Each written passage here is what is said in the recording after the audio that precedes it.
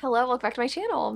In today's video, I'm going to be talking all about my favorite romances of 2024. Now, in past years, I have framed this as the sexiest, the spiciest romances, and as I have evolved, as I have grown here on my channel, it's not that I don't value those things. I would argue that all of the books on this list are hot, spicy, sexy, but I think it's something that I am kind of going away from, I guess. I care more about the quality of the romance, the connection between the characters. The books that are featured on this list, again, are hot, are spicy, are sexy, but are mostly and truly deeply amazing, sensational, romantic romances. So I'm gonna be telling you about the 6 best romances that I've read this year. But before I get into it, I have to tell you about the sponsor of today's video, Parade, who I am so excited to be working with again. Parade makes some of my favorite underwear, and y'all, they just restocked some of my favorites in new colors as well, just in time for Black Friday and Cyber Monday. I've talked about these before in a video. The Replay high-waisted brief are my absolute favorite underwear. These and the boy shorts have kind of replaced my old Reliable underwear. I literally can't get enough of these. They're so soft and they sit so well under clothing, which is something that I have really looked for in underwear in the past. And I've been relying on thongs mostly for that because I'm like, you know what? I'm not gonna get panty lines when I wear thongs. But these, the way that they sit on the skin,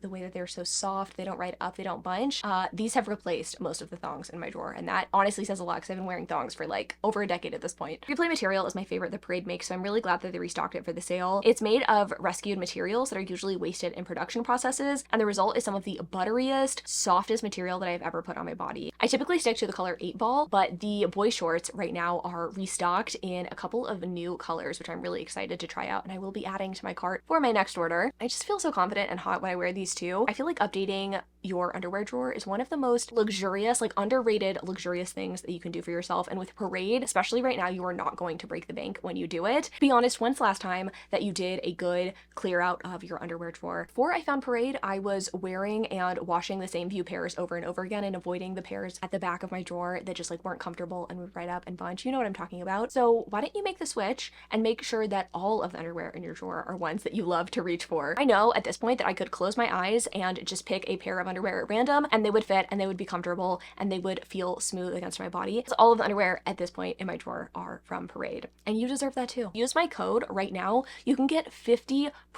off, which is Parade's best deal ever. They are running a Black Friday Cyber Monday sale. I think it runs from like the 27th of November through December 3rd. They're doing 30% off site-wide, which is amazing. But again, if you use my code, you get 50% off, the best deal that you can pretty much ever get on Parade's website. So you're definitely going to want to run and stock up. It's time to find yourself some underwear that you love. Use code Chandler-Black Friday or click the link in my description to stock up and treat yourself. Thanks again to Parade for sponsoring this portion of today's video. Let's talk about all of my favorite romances for the year. First up, we have Bride by Ali Hazelwood. Now, as I was trying to formulate new and exciting things to say about this book, I came across maybe the longest review that I have ever read on Goodreads that did the formula about being a hater. Do you know the one that I'm talking about? I'm gonna steal it, I'm gonna flip it, I'm gonna reverse it, because if Ali Hazelwood has no fans, I'm dead. And I think this year is really the true test of the Ali Hazelwood truthers, you know what I mean? Like, if you enjoyed her 2 releases this year, I think that you are a tried and true fan of Ali Hazelwood's work, because the 2 that she published this year are very different than her normal Galaxy legging clad Vertigo having heroine and grumpy Raylo stand-ins of books past, which suited me just fine, thank you very much. Bride is about Misery the vampire, who is the daughter of a fancy councilman. Now, Miss Misery gets merrily married to the alpha of the wolf pack, Lo, and it turns out to be one of the best things that she could have ever done for herself, because up until this point she has felt very alone in the world. She's obviously not the only vampire, but she feels very different than the people around her. Vampires tend to be very cold and stoic in this world, and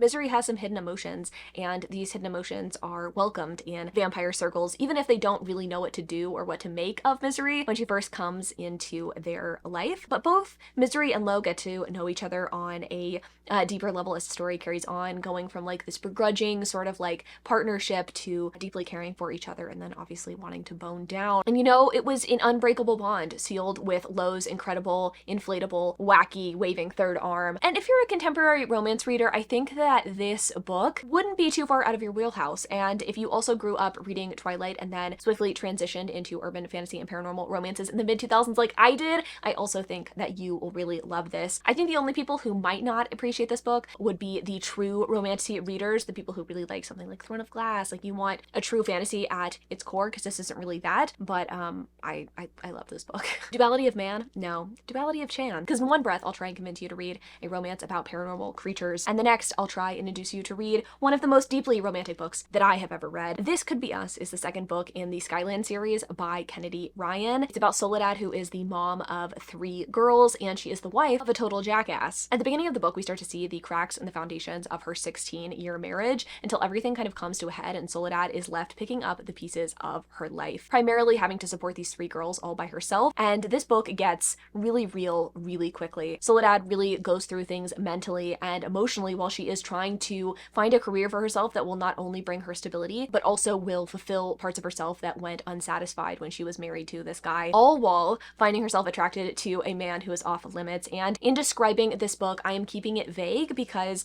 I think one of the most impactful parts of this book is kind of experiencing things with Soledad. But truly, Kennedy Ryan is in a league of her own. I don't think anyone can write on the level that she does. She has me laughing, she has me crying, she has me giggling and kicking my feet all within the same book, which is pretty remarkable. And Judah is one of my favorite heroes of this year. This book is a true delight to read. I don't normally go into romances searching for things, except for maybe like a happily ever after and decent characters, but this one truly felt so triumphant as you got to walk alongside Soledad while she changes her life for the better. It was genuinely so inspiring. If you've been putting it off, now is the time to pick this one up. I feel like this one got buzz when it came out, and I feel like I haven't heard many people talking about this one since then, but now is the time. And I actually feel like this is a book that we could all use right now. Now, when I put together my own curated lists for videos like this, I really try to strike a balance between being as honest as possible about my favorites and also providing you with some books that might have slipped your notice or might not just be on your radar at all. This book is definitely the former. Total basic bitch answer, but I have to admit that this book was one of my favorites this year, and I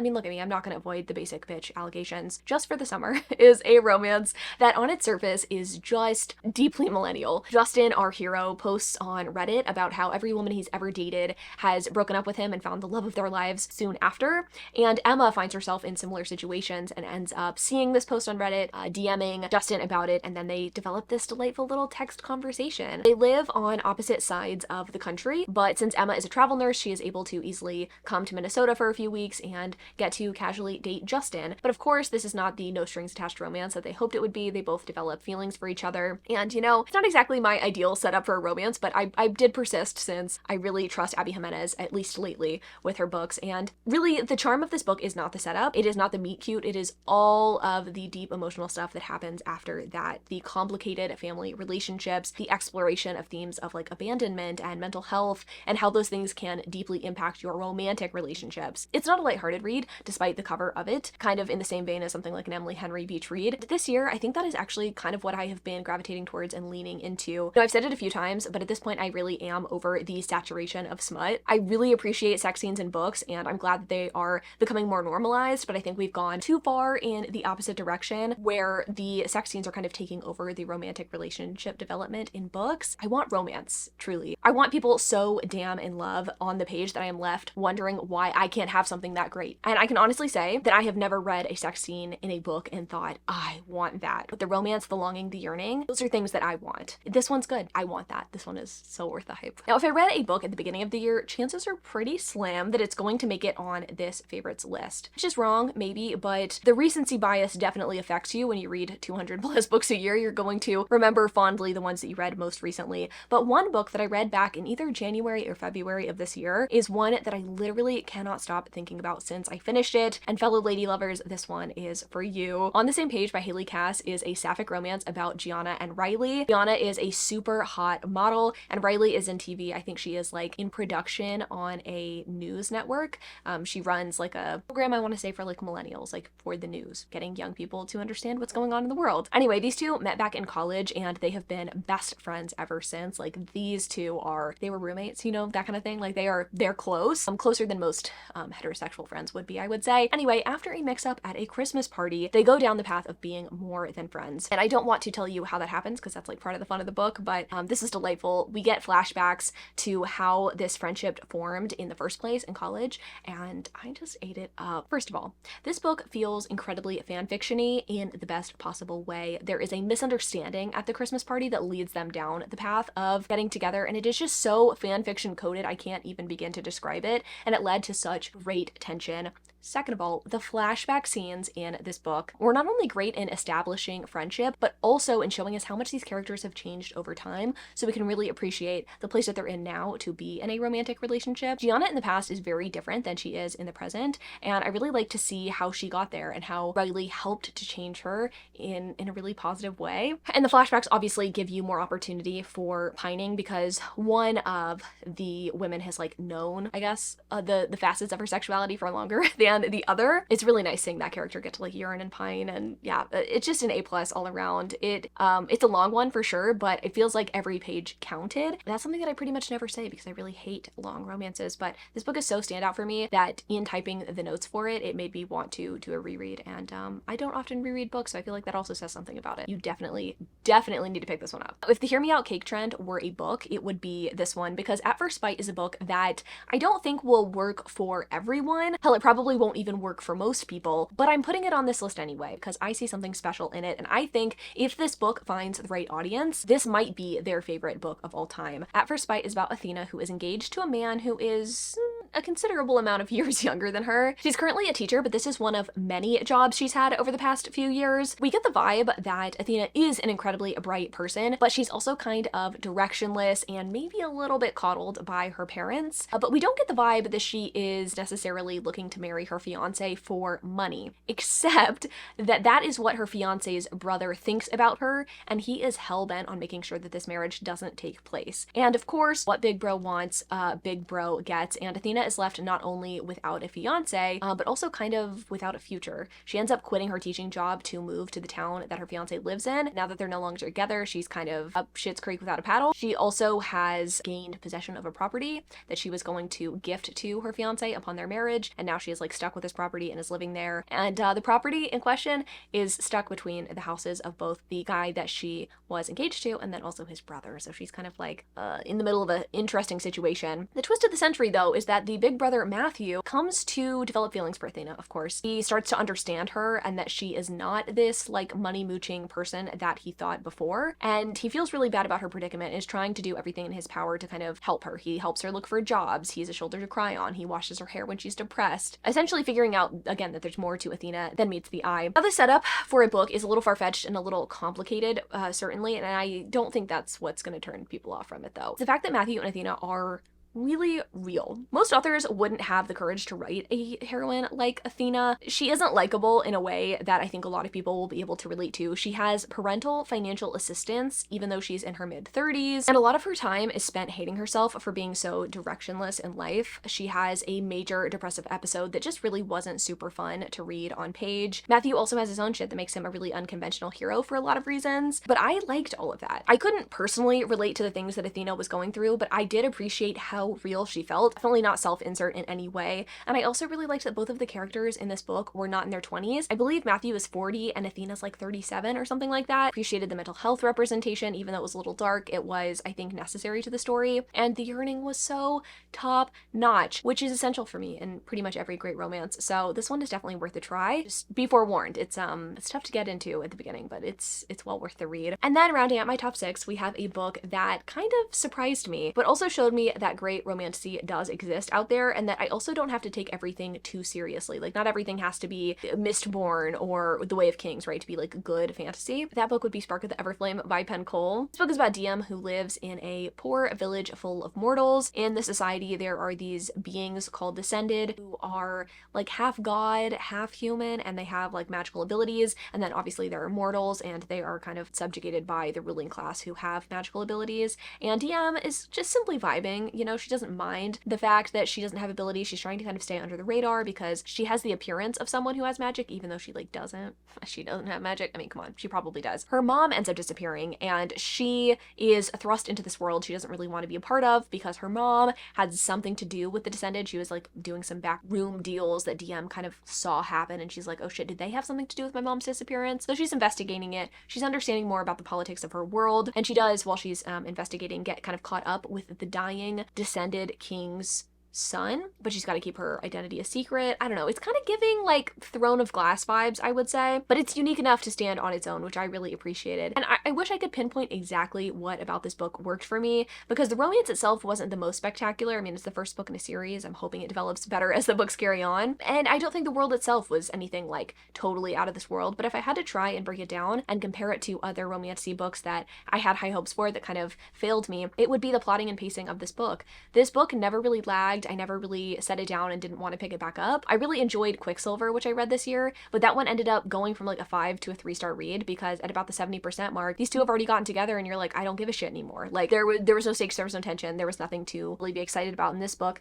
Just kept me guessing. It kept me, having fun the entire time. I'm about 90% sure that I didn't read this book for a video. And I'm not saying that I DNF every book that I don't read for a video, but normally videos are what entice me to finish books or induce me to finish books. And the books that I pick up on my own, kind of like, even if it's really great, I'll get 50% of the way into and not finish. This one I picked up for myself. I loved it. It was a really good time. Is again this book that has the most literary merit, is this the best fantasy world ever? No, it's simply okay sometimes to just enjoy something and to rate accordingly. And if you're looking for a quick, fun read and you haven't really had a lot of luck with romantasy, I think this one is definitely worth a try. Though I am a little frustrated by the fact that the fourth book in the series isn't coming out anytime soon, but that's besides the point. Before I go, let me walk you through a couple of honorable mentions in case you're looking for even more romances to read, or if you've read all the ones that I've already talked about. First up, The Fake Out and the Wingman by Stephanie Archer. The first book in the series I wasn't a huge fan of, but both of these books had delightful, fanficky, tropey sports romance vibes, and it's been a while since I found a good sports romance, and these two really hit the spot for me. Also, Savor It by Tara DeWitt was the perfect blend of humor and romance. The only reason it didn't make it like at the tippy top of my list this year is because I also read the next book in the series, Left of Forever, which is like 6-star, out of this world, and is going to make it onto my 2025 list most likely. So this was excellent, and I do recommend it, but I didn't love it quite as much as the second book. So anyway, Set the Record Straight by Hannah Bonham Young. If you were looking for a delightful, sapphic, Christmas romance, friends to lovers vibes, this one is so